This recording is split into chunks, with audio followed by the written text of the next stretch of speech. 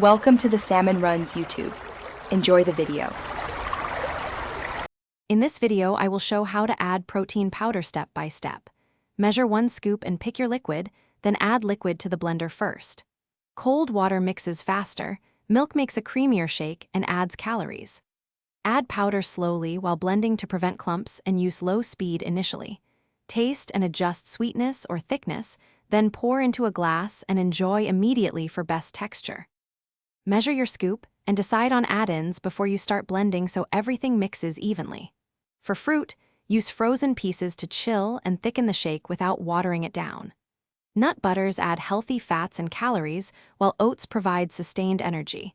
Add a splash of milk to help them blend. Start blending at low speed, then raise it until smooth and creamy before pouring into your favorite cup.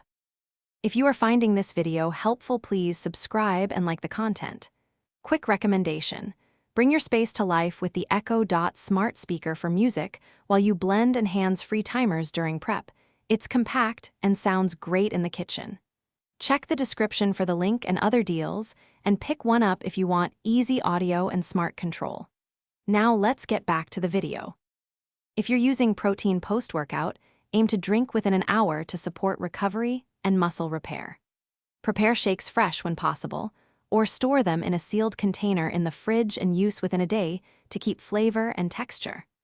Always rinse your blender or shaker right after use to prevent dried powder and lingering smells, and give it a thorough wash before the next shake to keep everything tasting great.